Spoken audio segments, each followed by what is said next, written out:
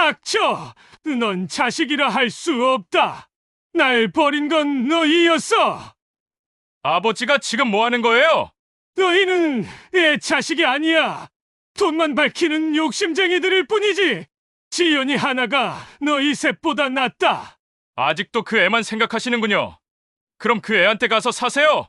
경상도의 한적한 시골 마을, 벚꽃이 흐드러지게 핀 봄이었습니다. 낡은 요양원 담벼락 너머로 노인들의 한숨이 바람에 실려가는 오후, 78세의 김만복은 창가에 앉아 멍하니 밖을 바라보고 있었어요. 만복은 전직 초등학교 교장 선생님이었습니다. 40년 넘게 아이들을 가르치며 성실하게 살아온 분이었죠. 하지만 지금은 세상과 단절된 채 이 요양원에서 하루하루를 보내고 있었어요. 자식은 셋이나 되지만 명절에도 얼굴을 보기 힘들었습니다. 아침 드실 시간이에요, 김 선생님. 간병인의 목소리에 만복은 고개를 돌렸어요. 매일 반복되는 일상이었죠. 식사, 약 복용, 그리고 다시 텅 빈 창밖 바라보기. 만복의 하루는 그렇게 흘러갔습니다. 그런데 어느 날부터였을까요? 매일 아침 8시가 되면 요양원 철문 앞에 진돗개 한 마리가 어김없이 찾아와 앉는 거였어요. 털색이 하얀 중형견이었는데 누가 봐도 예쁘고 온순해 보이는 개였습니다. 또 왔네, 그게. 간호사들은 웃으며 말했지만 만복은 말없이 개를 바라봤어요. 개는 철문 앞에 가만히 앉아서 요양원 안을 들여다보고 있었습니다. 마치 누군가를 기다리는 것처럼요. 처음엔 그냥 지나치려 했습니다. 하지만 개가 매일같이 나타나자 만복도 모르게 관심이 생기기 시작했어요. 아침 식사를 마치고 나면 자연스럽게 창가로 향했고 개가 있는지 확인하게 되었습니다. 왜 매일 올까? 만복은 혼잣말을 중얼거렸어요. 개는 한두 시간 정도 앉아 있다가 조용히 사라졌습니다. 목줄도 차지 않은 채로요. 야생견인지 길고양이처럼 떠도는 개인지 알 수 없었어요. 하지만 털은 깨끗했고 몸집도 적당해서 굶주린 것 같지는 않았습니다. 며칠이 지나자 만복은 개를 보는 게 하루 중 유일한 즐거움이 되었어요. 다른 노인들은 텔레비전을 보거나 화투를 치며 시간을 보냈지만 만복에게는 그 개가 전부였습니다. 참 신기한 개로구나. 만복이 창문을 톡톡 두드렸어요. 그러자 개가 고개를 들어 만복을 바라봤습니다. 순간 만복의 가슴이 뭉클해졌어요. 개의 눈빛이 너무나 슬퍼 보였거든요. 개는 만복을 한참 바라보다가 살짝 꼬리를 흔들었습니다. 그리고는 다시 고개를 숙여 기다리는 자세를 취했어요. 무엇을, 누구를 기다리는 걸까요? 그날 오후 만복은 처음으로 요양원 마당으로 나갔습니다. 산책을 나간다고 했지만 사실은 개를 가까이서 보고 싶었어요. 하지만 개는 이미 사라진 후였습니다. 내일도 올까? 만복은 마당에 서서 철문을 바라봤어요. 언제부터인가 그 개가 오지 않으면 하루가 허전할 것 같았습니다. 밤이 되어 잠자리에 들면서도 만복은 개 생각을 했어요. 혹시 아픈 건 아닐까? 추운 밤에는 어디서 자는 걸까? 자식들도 연락하지 않는 외로운 노인이 길거리 개를 걱정하고 있다니 스스로도 우스웠습니다. 하지만 그 작은 관심이 만복에게는 삶의 이유가 되어주고 있었어요. 내일 아침이 되면 다시 개를 볼 수 있을 거라는 기대, 그것만으로도 만복의 하루는 조금 더 밝아졌습니다.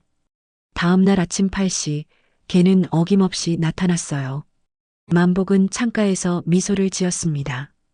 적어도 이 세상에는 자신의 하루를 함께해주는 존재가 있다는 것, 그것만으로도 충분했어요. 며칠이 더 지나자 만복은 개와 묘한 교감을 느끼기 시작했습니다. 매일 아침 8시에 나타나는 개는 이제 만복이 창가에 서면 반드시 고개를 들어 인사를 했어요. 마치 약속이라도 한 것처럼 말이죠. 어느 날 아침 평소와 다른 일이 일어났습니다. 개가 철문 앞에 앉아 있다가 갑자기 일어서더니 요양원 뒤편으로 향하는 거였어요. 만복은 궁금해서 서둘러 뒤뜰로 나갔습니다. 여기까지 왔네. 개는 만복을 보자 꼬리를 살랑살랑 흔들었어요. 처음으로 가까이에서 본 개의 모습은 생각보다 더 아름다웠습니다. 새하얀 털에 검은 코, 그리고 맑고 슬픈 눈동자. 하지만 어딘지 모르게 지쳐 보였어요. 만복은 천천히 다가갔습니다. 개는 도망가지 않고 그 자리에 앉아서 만복을 바라봤어요. 낯설게 느껴지면서도 이상하게 반가웠습니다. 너도 혼자구나. 만복은 자신도 모르게 개에게 말을 걸었어요. 나처럼 외로운 거야? 개는 고개를 살짝 기울이며 만복을 바라봤습니다. 그 모습이 너무나 인간적으로 보여서 만복은 웃음이 나왔어요. 언제 마지막으로 이렇게 웃어봤는지 기억도 나지 않았습니다. 너라도 매일 보러 와줘서 고맙다. 만복의 목소리가 떨렸어요. 요즘 너 보는 게 유일한 낙이야. 개는 만복의 말을 알아듣는 것처럼 한 걸음 더 다가왔습니다. 그리고 만복의 다리 옆에 조용히 앉았어요. 따뜻한 온기가 전해져 왔습니다. 두 존재는 그렇게 한참을 함께 앉아 있었어요. 말없는 위로였지만 만복에게는 그 어떤 대화보다 소중했습니다. 자식들과도 이런 평화로운 시간을 가져본 적이 언제였는지 모르겠더군요. 그날 저녁 만복은 남은 빵을 개에게 주고 싶어서 몰래 식당에서 가져왔습니다. 하지만 개는 이미 사라진 후였어요. 아쉬운 마음에 빵을 마당 한 구석에 놓아두었습니다. 다음 날 아침 신기한 일이 일어났어요. 빵은 깨끗이 사라져 있었고 그 자리에는 오래된 가죽 목줄 하나가 놓여 있었습니다. 이게 뭐지? 만복은 목줄을 들어 올렸어요. 낡고 해진 갈색 가죽 목줄이었습니다. 하지만 안쪽을 보는 순간 만복의 심장이 멈추는 것 같았어요. 목줄 안쪽에는 묵직한 글씨가 새겨져 있었습니다. 지연의 보호견 마이너스 영원히 함께할 가족. 지연. 그 이름을 본 순간 만복은 주저앉을 뻔했습니다. 막내딸의 이름이었거든요. 15년 전 가족에서 사라진 그 아이의 이름이었어요. 지연이가 살아있다는 뜻인가? 만복의 손이 떨렸습니다. 목줄을 꽉 움켜쥐며 혼잣말을 중얼거렸어요. 그 순간 개가 다시 나타났습니다. 평소보다 일찍 온 거였어요. 개는 만복이 목줄을 들고 있는 것을 보더니 슬픈 눈으로 바라봤습니다. 이게 너 것이었구나. 만복이 목줄을 들어 보였어요. 지연이가 너한테 해준 거지? 개는 만복에게 다가와서 목줄에 코를 비볐습니다. 그리고는 슬픈 울음소리를 냈어요. 짧지만 애절한 소리였습니다. 만복은 그 순간 모든 것을 이해했어요. 이 개가 매일 요양원에 오는 이유, 자신을 바라보는 그 슬픈 눈빛의 의미를, 지연이와 관련이 있다는 것을 말이죠. 지연이는 어디 있니? 만복이 개의 머리를 쓰다듬으며 물었어요. 우리 지연이는 괜찮은 거야? 개는 만복을 한참 바라보다가 천천히 몸을 돌렸습니다. 그리고 몇 걸음 가다가 뒤를 돌아봤어요. 마치 따라오라는 신호 같았습니다. 만복의 가슴이 뛰기 시작했어요. 15년 만에 딸의 소식을 들을 수 있을지도 모른다는 희망이 생겼거든요. 하지만 동시에 두려움도 밀려왔습니다. 혹시 좋지 않은 소식은 아닐까 하는 걱정이었어요. 개는 계속 뒤를 돌아보며 만복을 기다렸습니다. 그 눈빛에는 간절함이 담겨 있었어요. 마치 꼭 전해야 할 말이 있다는 듯이 말이죠. 만복은 결심했습니다. 내일부터라도 이 개를 따라가 보기로요. 지연이에 대한 단서를 찾을 수 있을지도 모르니까요. 15년 동안 마음속에 묻어두었던 그리움이 다시 꿈틀거리기 시작했습니다. 그날 밤 만복은 잠을 이루지 못했습니다. 목줄에 새겨진 지연이라는 이름이 머릿속을 떠나지 않았어요. 15년 전 사라진 막내딸의 기억들이 물밀듯이 밀려왔습니다. 그 애가 정말 살아있었던 건가? 만복은 침대에 누워 천장을 바라보며 중얼거렸어요. 지연은 세 자녀 중 막내였습니다. 장남 도진, 둘째 수진, 그리고 막내 지연. 어릴 때부터 유독 아버지를 따랐던 아이였어요. 만복이 학교에서 돌아오면 제일 먼저 달려와 안기곤 했죠. 하지만 고등학교 2학년 때 일어난 그 사고가 모든 것을 바꿔놓았습니다. 지연이가 교통사고를 당해 다리를 크게 다친 거였어요. 수술비며 재활비며 감당하기 어려운 돈이 들어갔습니다. 왜 하필 지연이만? 만복은 그때의 아픔을 떠올리며 한숨을 쉬었어요. 가족들의 반응은 냉혹했습니다. 장남 도진은 대놓고 불만을 터뜨렸어요. 동생 치료비 때문에 우리 집안이 거덜나는 거 아니야? 둘째 수진도 다르지 않았습니다. 언니는 왜 조심하지 못했어? 이제 우리가 평생 짐을 져야 하는 거야? 아내마저 지연이를 차갑게 대했어요. 이 애 때문에 집안이 망하겠어. 요양병원에라도 보내야 하는 거 아닐까요? 만복만이 지연이 편에 서려고 했지만 가족들의 시선은 점점 더 차가워졌습니다. 지연이는 그 모든 것을 다 느끼고 있었어요. 가족들이 자신을 짐으로 여긴다는 것을 말이죠. 아빠, 나 때문에 가족이 힘들어하는 게 너무 미안해요. 지연이가 어느 날 밤 만복에게 말했었어요. 차라리 내가 없어지는 게 나을까요? 무슨 소리야, 지연아. 아빠는 너를 포기할 수 없어. 만복이 딸의 손을 꽉 잡았었죠. 하지만 현실은 만복의 의지만으로는 어찌할 수 없었습니다. 병원비는 계속 나가고 가족들의 원망은 날로 심해졌어요. 지연이는 점점 말이 없어졌고 방에만 틀어박혀 지냈습니다. 그러던 어느 날 아침 지연이가 사라졌어요. 편지 한 장만 남기고 말이죠. 아빠, 저는 괜찮을 거예요. 가족들에게 더 이상 짐이 되고 싶지 않아요. 아빠만이라도 저를 이해해 주셔서 감사했어요. 건강하세요. 만복은 미친 듯이 지연이를 찾아다녔습니다. 경찰서에 신고하고 전단지를 붙이고 아는 사람들에게 모두 연락했어요. 하지만 지연이는 마치 세상에서 사라진 것처럼 흔적도 없었습니다. 시간이 지나면서 가족들은 지연이 이야기를 꺼내지 않게 되었어요. 마치 처음부터 그런 딸은 없었던 것처럼 행동했습니다. 만복만이 혼자서 딸을 그리워했죠. 내가 지연이를 지켜주지 못했구나. 만복은 15년 전의 죄책감이 다시 밀려오는 것을 느꼈어요. 그런데 지금 그 지연이의 이름이 계목줄에 새겨져 있다니요. 이게 우연의 일치일까요? 아니면 정말로 지연이가 살아있다는 증거일까요? 새벽이 되어서야 만복은 결심을 굳혔습니다. 내일 아침 개가 오면 반드시 따라가 보겠다고요. 설령 좋지 않은 소식이라 하더라도 지연이에 대한 진실을 알고 싶었어요. 아침 8시 개가 어김없이 나타났습니다. 만복은 서둘러 밖으로 나갔어요. 어제 목줄 고마웠어. 만복이 개에게 말했습니다. 우리 지연이가 너를 키웠구나. 개는 만복을 바라보며 슬픈 울음소리를 냈어요. 그리고는 천천히 걸음을 옮겼습니다. 만복을 뒤돌아보며 따라오라는 신호를 보냈어요. 만복은 망설였습니다. 요양원을 벗어나는 것은 규칙 위반이었거든요. 하지만 15년 만에 찾아온 딸의 단서를 놓칠 수는 없었어요. 가자. 만복이 개에게 고개를 끄덕였습니다. 개는 요양원 뒷문으로 향했어요. 평소에는 잠겨 있는 문인데 이상하게도 그날은 열려 있었습니다.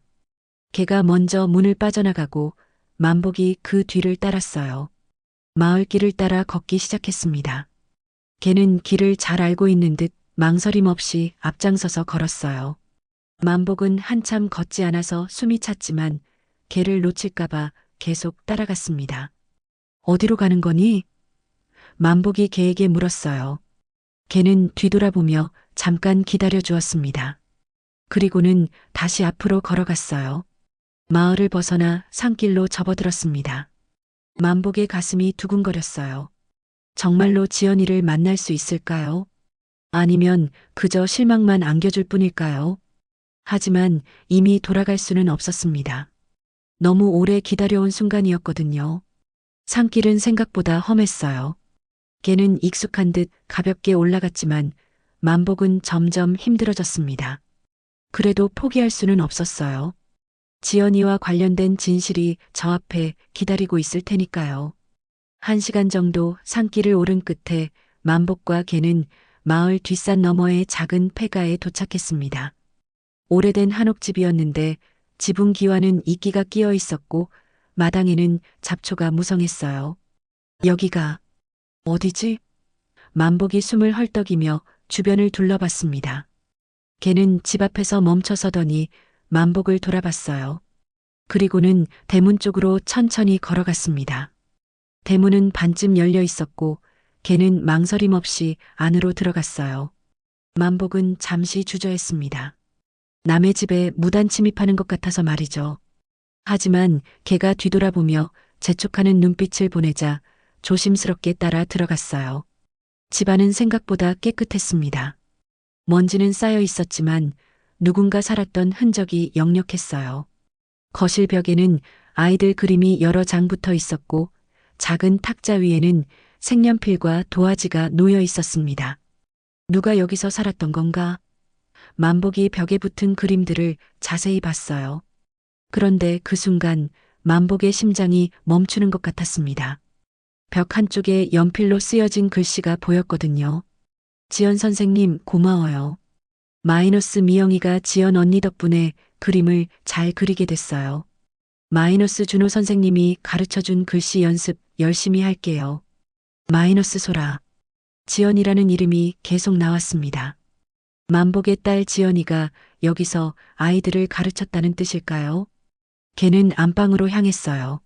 만복이 따라가자 더욱 놀라운 광경이 펼쳐졌습니다. 방 한쪽에는 의수족 부품들이 들어있는 상자가 놓여 있었어요. 그리고 벽에는 재활운동 관련 자료들이 붙어 있었습니다. 지연이가 정말 여기서 살았구나. 만복의 목소리가 떨렸어요. 걔는 만복 앞에 앉아서 슬픈 눈으로 바라봤습니다. 마치 무엇인가 말하고 싶어 하는 것 같았어요. 만복은 방 안을 더 자세히 살펴봤습니다. 옷장 안에는 여성용 옷들이 걸려 있었고 책상 위에는 일기장과 편지지들이 놓여 있었어요. 하지만 정작 지연이는 어디에도 보이지 않았습니다. 지연아, 넌 지금 어디 있니? 만복이 빈 방에 대고 말했어요. 그때 요양원에서는 만복이 사라졌다는 소식이 퍼지고 있었습니다. 간병인이 만복을 찾으러 방에 갔는데 침대가 비어 있었던 거죠. 김 선생님이 안 계세요. 간병인의 외침에 요양원이 술렁였어요. 곧 연락을 받은 장남 김도진이 급히 요양원으로 달려왔습니다. 50대 중반의 도진은 평소에도 아버지에게 관심이 없었지만 이번에는 다른 이유로 초조해했어요. 아버지가 어디로 가셨을까요? 도진이 간병인에게 물었습니다. 잘 모르겠어요. 어제까지도 괜찮으셨는데. 도진은 속으로 안도했어요. 사실 오늘 요양원에 온 이유는 아버지를 찾으려는 게 아니었습니다. 아버지 명의로 된 땅 문서를 처리하려고 왔던 거였거든요. 어차피 치매 초기시라고 하셨잖아요. 이런 기회에 재산 정리를 해두는 게 좋을 것 같은데요. 도진이 요양원 원장에게 말했어요. 하지만 본인 동의 없이는 살아도 산 게 아닌 사람을 왜 붙잡고 있어요. 아버지 땅이나 정리합시다. 도진의 말투는 차갑기만 했어요. 한편 폐가에서 만복은 계속 지연이의 흔적을 찾고 있었습니다. 책상 서랍을 열어보니 아이들이 쓴 감사 편지들이 가득했어요. 지연 선생님 덕분에 다리가 아파도 포기하지 않는 법을 배웠어요. 선생님처럼 강한 사람이 되고 싶어요. 선생님이 만들어준 의족으로 이제 친구들과 뛸 수 있어요. 편지들을 읽으며 만복은 눈물이 나왔어요. 지연이가 이곳에서 자신과 같은 처지의 아이들을 도우며 살았다는 것을 알 수 있었거든요. 걔는 만복 옆에 조용히 앉아 있었습니다. 가끔씩 낮은 울음소리를 내며 슬픔을 표현했어요. 모래야. 만복이 갑자기 걔의 이름을 불렀어요. 편지 중 하나에서 걔 이름을 본 거였습니다. 너 이름이 모래구나. 모래는 만복을 바라보며 꼬리를 살짝 흔들었어요. 지연이가 너를 아꼈구나. 그래서 매일 요양원에 와서 나를 지켜봐 준 거야? 만복이 모래의 머리를 쓰다듬었어요. 모래는 만복의 손길을 받으며 편안해 보였습니다. 하지만 여전히 슬픈 표정이었어요. 만복은 이 집에서 더 많은 시간을 보내고 싶었지만 요양원에서 찾고 있을 거라는 생각이 들었어요. 하지만 지연이에 대한 더 많은 단서를 찾고 싶었습니다. 모래야, 지연이는 언제 여기서 나간 거니? 만복이 물었지만 모래는 대답할 수 없었어요. 해가 서서히 기울어가고 있었습니다. 만복은 요양원으로 돌아가야 한다는 것을 알았지만 지연이의 흔적이 가득한 이곳을 떠나기가 쉽지 않았어요. 그런데 그때 모래가 갑자기 귀를 쫑긋 세우더니 밖을 향해 짖기 시작했습니다. 누군가 오고 있는 것 같았어요. 모래에 짖는 소리를 들은 만복은 급히 창문으로 다가갔습니다. 밖을 내다보니 요양원 직원들이 산길을 올라오고 있었어요. 그들이 자신을 찾아온 것 같았습니다. 모래야, 우리 빨리 돌아가야겠다. 만복이 서둘러 일어났어요. 하지만 모래는 움직이지 않고 계속 밖을 향해 경계하는 자세를 취했습니다. 뭔가 이상했어요. 단순히 요양원 직원들 때문만은 아닌 것 같았거든요. 잠시 후 집 앞에 차 소리가 들렸습니다. 만복이 조심스럽게 문틈으로 내다보니 요양원 승합차에서 도진이 내리고 있었어요. 아버지, 여기 계세요? 도진이 큰 소리로 외쳤습니다. 만복은 나가고 싶지 않았어요. 도진의 목소리에서 진심 어린 걱정보다는 짜증이 느껴졌거든요. 하지만 숨어 있을 수도 없는 노릇이었습니다. 여기 있다. 만복이 대문으로 나갔어요. 아휴, 정말. 갑자기 사라지셔서 얼마나 찾았는지 알아요? 도진이 안도하는 듯 말했지만 표정은 그리 반갑지 않았어요. 요양원 직원들도 함께 와 있었습니다. 김 선생님, 걱정 많이 했어요. 몸은 괜찮으시죠? 괜찮소. 만복이 짧게 대답했어요. 도진은 폐가를 둘러보며 물었습니다. 여긴 뭐하러 오신 거예요? 이런 무너져가는 집에서 뭘 하신 건지. 그냥 산책하다가 들어봤소. 만복은 지연이에 대한 이야기를 도진에게 하고 싶지 않았어요. 그때 모래가 도진을 향해 으르렁거리기 시작했습니다. 털을 곤두세우며 위협적인 자세를 취했어요. 이게는 또 뭐야? 위험한데 저리 가. 도진이 짜증스럽게 말했어요. 건드리지 마라. 얌전한 개야. 만복이 모래를 감쌌습니다. 차에서 요양원으로 돌아가는 길, 도진은 계속 투덜거렸어요. 아버지, 이제 나이도 있으시고 하니까 요양원에서 조용히 지내세요.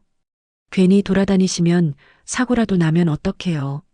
만복은 대답하지 않았습니다. 도진의 말에서 진짜 걱정은 느껴지지 않았거든요. 요양원에 도착한 후 도진은 원장실로 들어갔어요. 만복을 안전하게 데려왔으니 이제 본래 목적을 이룰 차례였습니다. 원장님, 오늘 일로 더욱 확신이 서네요. 아버지 상태가 점점 안 좋아지고 계시는 것 같아요. 도진이 말했어요. 그러게 말입니다. 갑자기 사라지신 것도 그렇고, 그러니까 빨리 재산 정리를 해야죠. 혹시 나중에 더 심해지시면 어떻게 할 건데요? 도진은 서류 뭉치를 꺼냈어요. 하지만 본인 동의 없이는 법적으로 문제가 될 수 있어요. 아버지는 이미 치매 초기 판정 받으셨잖아요. 게다가 오늘 같은 일이 또 벌어지면 안 되니까요. 도진의 목소리에는 조바심이 묻어났어요. 그날 밤 만복은 잠들지 못하고 지연이 생각을 했습니다. 폐가에서 본 그 모든 것들이 꿈만 같았어요. 정말로 지연이가 그곳에서 살았을까요? 다음 날 아침 모래가 나타나지 않았습니다. 만복은 창가에서 한참을 기다렸지만 평소 시간이 지나도 걔는 보이지 않았어요. 왜 안 오지? 만복이 걱정스럽게 중얼거렸어요. 점심시간이 되어서도 모래는 나타나지 않았습니다. 만복은 불안해지기 시작했어요. 혹시 어제 도진이 무슨 짓을 한 건 아닐까요? 그날 저녁 요양원 직원이 만복에게 충격적인 소식을 전했습니다. 김 선생님, 그게 말이에요. 어젯밤에 누군가 차로 치려고 했다는 목격담이 있어요. 뭐라고? 만복이 벌떡 일어났어요. CCTV를 확인해 보니까 어젯밤 11시쯤이었는데 검은색 승용차가 걔를 향해 달려들었어요. 다행히 걔가 피했지만 만복의 가슴이 철렁 내려앉았습니다. 검은색 승용차라니 도진이 타고 온 차가 바로 그 색이었어요. 혹시 차 번호는 확인했소? 번호판이 잘 안 보여서 정확하지는 않지만 그 이후로 걔가 오지 않고 있어요. 만복은 분노가 치밀어 올랐습니다. 도진이 모래를 해치려 했다는 확신이 들었어요. 하지만 증거가 없으니 어찌할 도리가 없었습니다. 며칠이 지나도 모래는 나타나지 않았어요. 만복은 하루하루가 더 외로워졌습니다. 지연이와의 유일한 연결고리였던 모래마저 사라진 거죠. 일주일 후 간병인 하나가 만복에게 조심스럽게 다가왔습니다. 선생님, 제가 말씀드려도 될까요? 무슨 말이요? 간병인은 울먹이는 목소리로 말했어요. 사실 그게 몇 달 전부터 어떤 여성분이 몰래 데리고 왔다 갔다 했어요. 만복의 심장이 뛰기 시작했습니다. 여성분이라고? 네, 다리를 조금 저시는 분이셨어요. 선생님께 얼굴을 보이지는 않으시고 멀리서 지켜보기만 하셨어요. 어떻게 생긴 분이었소? 키는 작으시고 30대 후반쯤 되어 보이셨어요. 아, 그리고 항상 개와 함께 오셨는데 개 이름이 모래라고 부르시더라고요. 만복은 숨이 멎을 것 같았어요. 다리를 저는 30대 후반 여성, 그리고 모래라는 게 이 모든 것이 지연이를 가리키고 있었습니다. 그분이 언제 마지막으로 왔소? 어제 밤이었어요. 그런데 이상하게 울고 계시더라고요. 마치 이별 인사를 하는 것 같았어요. 만복은 무릎에 힘이 빠졌습니다. 지연이가 정말 살아있었고 자신을 지켜보고 있었다는 것이었어요. 하지만 이제는 영영 볼 수 없게 된 건 아닐까요? 간병인의 말을 들은 만복은 그날 밤 잠을 이루지 못했습니다. 지연이가 몇 달 동안 몰래 자신을 지켜봤다는 사실이 가슴을 먹먹하게 했어요. 왜 얼굴을 보여주지 않았을까요? 무엇이 그 아이를 그렇게 주저하게 만든 걸까요? 다음 날 아침 만복은 결심을 굳혔습니다. 다시 한번 그 폐가로 가보기로 한 거예요. 혹시 지연이가 남긴 다른 단서가 있을지 모르니까요. 요양원 직원들의 눈을 피해 뒷문으로 나간 만복은 기억을 더듬으며 산길을 올랐습니다. 모래 없이 혼자 가는 길은 더욱 험난했지만 포기할 수 없었어요. 1시간 넘게 걸어서 폐가에 도착했을 때 만복은 이상한 걸 발견했습니다. 며칠 전과는 달리 집안이 더 정리되어 있었어요. 마치 누군가 다녀간 것 같았습니다. 지연이가 왔었나? 만복이 조심스럽게 안으로 들어갔어요. 거실 탁자 위에는 새로운 것들이 놓여 있었습니다. 작은 액자 하나와 접힌 편지지가 보였어요. 만복은 떨리는 손으로 액자를 들어 올렸습니다. 액자 속에는 어린 지연이의 사진이 들어 있었어요. 고등학교 때 찍었던 사진으로 환하게 웃고 있는 모습이었습니다. 사고를 당하기 전에 건강했던 지연이의 모습이었죠. 우리 지연이. 만복의 눈에서 눈물이 흘러내렸어요. 그리고 편지를 펼쳐보는 순간 만복은 주저앉을 뻔했습니다. 지연이의 흔들리는 글씨가 그대로 남아 있었거든요. 아빠께 이 편지를 쓰는 지금도 마음이 떨려요. 15년 만에 아빠에게 하는 말이니까요. 아빠, 난 여전히 아빠가 보고 싶어요. 매일매일 꿈에서 아빠를 만나곤 해요. 어린 시절 아빠가 안아주시던 그 따뜻한 품이 그리워요. 하지만 아직 용기가 나지 않아요. 다리를 잃은 채로 아빠 앞에 서기가 두려워요. 아빠가 실망하실까봐, 또 가족들이 다시 저를 짐으로 여길까봐 무서워요. 난 괜찮아요. 걱정하지 마세요. 다리가 없어도 그래도 나는 살고 있어요. 이곳에서 나처럼 아픈 아이들을 가르치며 하루하루 보내고 있어요. 우리 개 모래랑 함께 있어요. 모래는 제가 가장 힘들 때 저를 구해준 고마운 친구예요. 아빠를 그리워하는 제 마음을 알고 있어서 매일 아빠를 보러 가곤 했어요. 아빠, 저를 용서해 주세요. 15년 전 가족에게 짐만 되고 아무 말 없이 떠나서 미안해요. 하지만 그때는 그게 최선이라고 생각했어요. 언젠가, 정말 언젠가는 다시 얼굴을 볼 수 있을까요? 아빠가 저를 받아주실까요? 아빠를 사랑하는 딸 지연이가. 편지를 다 읽은 만복은 오열했습니다. 15년 동안 그리워했던 딸이 자신을 더 그리워하고 있었다는 것, 그리고 여전히 자신을 사랑하고 있다는 것이 가슴을 뭉클하게 했어요. 지연아, 아빠가 미안하다. 만복이 편지를 가슴에 꼭 안으며 울었어요. 아빠가 너를 지켜주지 못해서 미안해. 만복은 그 자리에서 한참을 울었습니다. 후회와 그리움, 그리고 다시 만날 수 있다는 희망이 뒤섞인 복잡한 감정이었어요. 편지를 읽고 난 후 만복은 중요한 결심을 내렸습니다. 지연이를 위해 자신이 할 수 있는 일을 하기로 한 거예요. 다음 날 만복은 요양원 원장에게 특별한 부탁을 했습니다. 원장님, 제가 가지고 있는 땅 문서를 가져올 수 있을까요? 땅 문서요? 무슨 일로요? 처리하고 싶은 일이 있어요. 원장은 의아해했지만 만복의 간청에 못 이겨 서류를 가져다 주었어요. 만복은 그 서류를 들고 직접 구청에 갔습니다. 사회환원 신청을 하고 싶습니다. 만복이 공무원에게 말했어요. 사회환원이요? 네, 제 땅을 장애인 복지시설 부지로 기부하고 싶어요. 내 자식보다 귀한 인연에게 이 땅을 물려주고 싶소. 공무원은 놀랐습니다. 꽤 큰 땅이었거든요. 가족들과 상의는 해보셨나요? 상의할 필요 없어요. 제 땅이고 제 결정입니다. 서류 처리를 마친 만복은 마음이 한결 가벼워졌어요. 지연이가 하고 있는 일을 더 넓은 곳에서 할 수 있게 도와주고 싶었거든요. 그날 저녁 요양원으로 돌아온 만복은 지연이의 편지를 다시 읽었습니다. 그리고 답장을 쓰기 시작했어요. 지연아, 아빠는 너를 한 번도 실망한 적이 없다. 다리가 없다고 해서 너를 다르게 볼 아빠가 아니야. 너는 아빠의 자랑스러운 딸이고 지금도 그래. 아픈 아이들을 돌보며 살고 있다니 정말 대견하다. 아빠도 용기를 낼 테니까 너도 용기를 내렴. 우리 다시 만나자. 사랑한다. 우리 지연아. 편지를 다 쓴 만복은 그것을 폐가에 가져다 놓을 계획을 세웠어요. 지연이가 다시 그곳에 올 때까지 기다릴 거였습니다. 하지만 만복은 몰랐어요.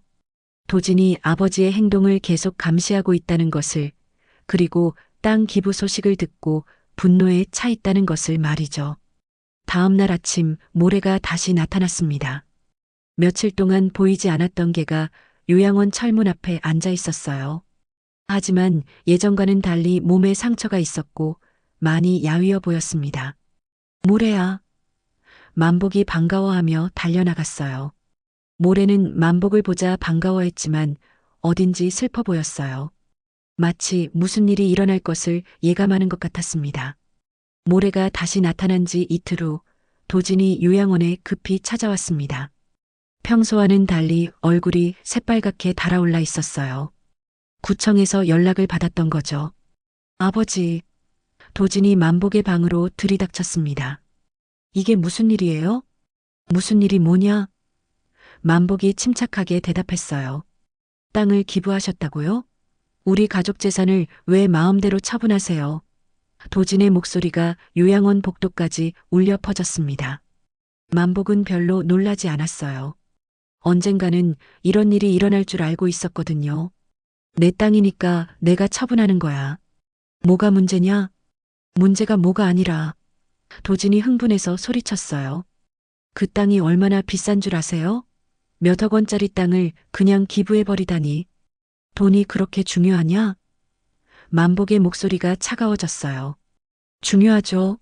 저희도 살아야 하는데 아버지가 그렇게 함부로 하시면 어떡해요?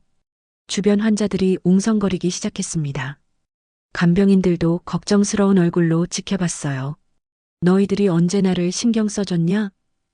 만복이 벌떡 일어섰어요.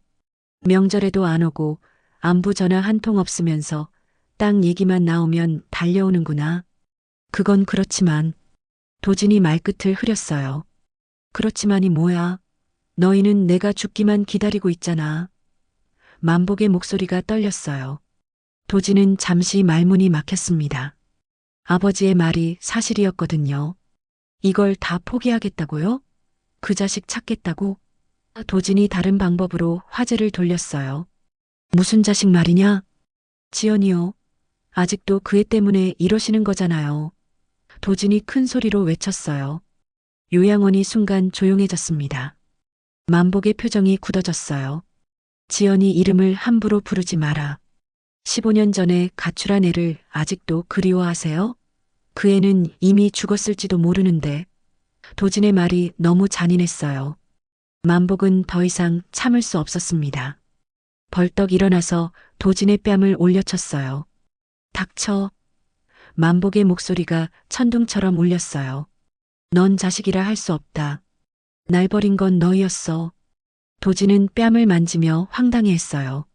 아버지가 자신을 때린 건 처음이었거든요. 아버지가 지금 뭐 하는 거예요? 너희는 내 자식이 아니야.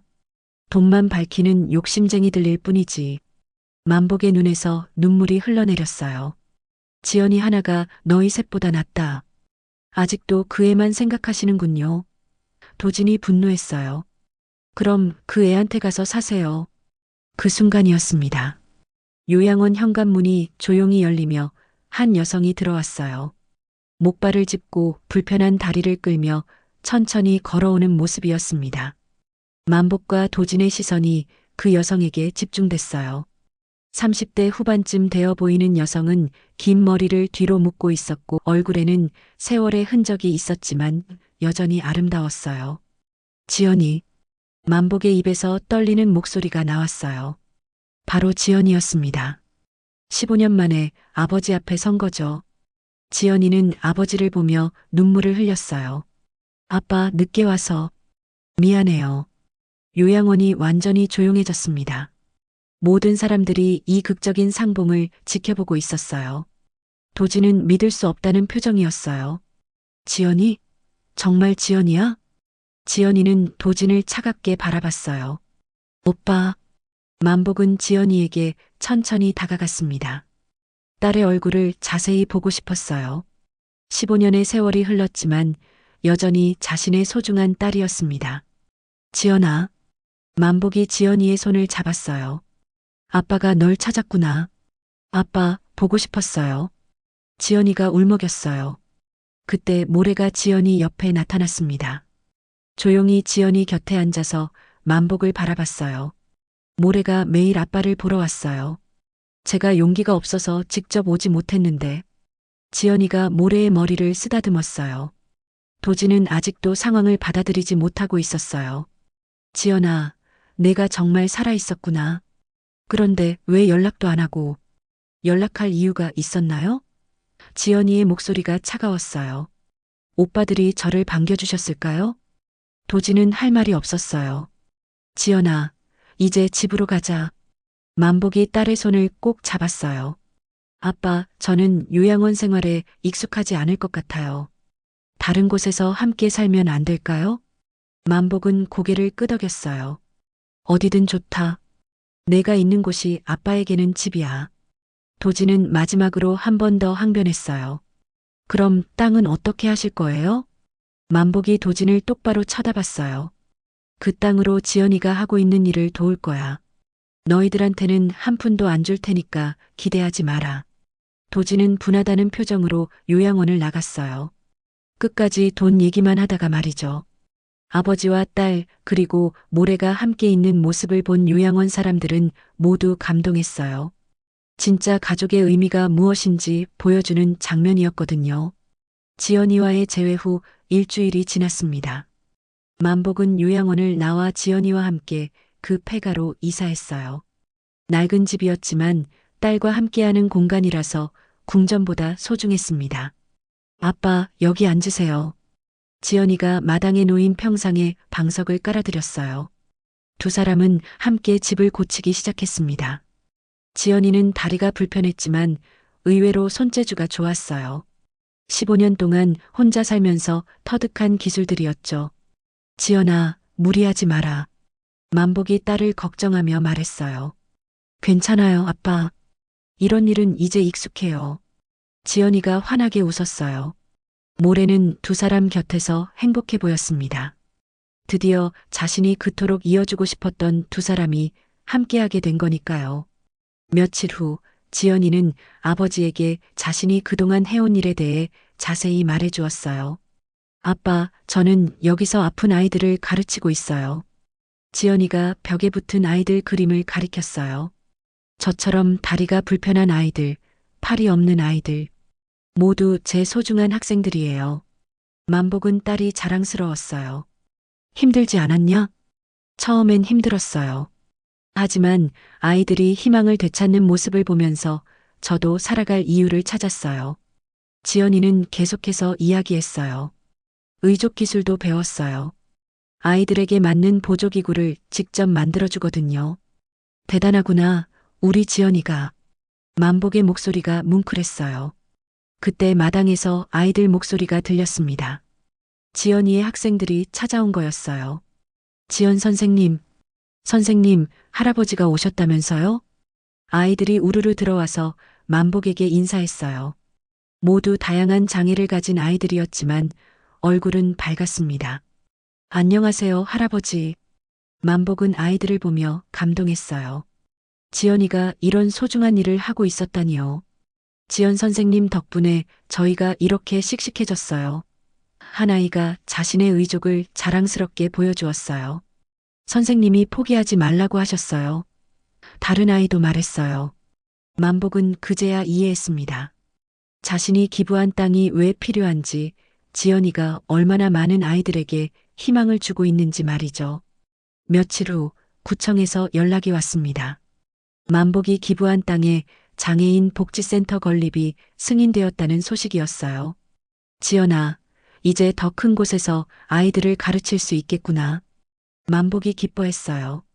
아빠, 정말 감사해요. 아빠가 없었다면 이런 일은 꿈도 못 꿨을 거예요. 아니야, 지연아. 아빠가 너에게 고마워해야 해. 나한테 진짜 자랑스러운 딸이 있다는 걸 깨닫게 해줘서 말이야. 그날 저녁 만복은 오랜만에 편안한 잠을 잤습니다. 15년 만에 찾은 평화였어요. 한편 도지는 여전히 분해하고 있었습니다. 형제들과 만나서 아버지와 지연이에 대한 불만을 토로했어요. 아버지가 완전히 지연이 편만 들어 도진이 투덜거렸어요. 그래도 이제 땅은 어쩔 수 없는 거 아니야? 둘째 수진이 말했어요. 정말 억울해. 우리가 뭘 잘못했다고. 하지만 그들의 불만은 오래가지 않았어요. 사람들은 점점 만복과 지연이의 이야기에 관심을 가지기 시작했거든요. 몇 달 후 복지센터가 완공되었습니다. 개관식 날 많은 사람들이 찾아왔어요. 지연이가 가르친 아이들도 모두 참석했습니다. 이 센터는 김만복 선생님과 지연 선생님의 사랑이 만든 기적입니다. 구청장이 연설했어요.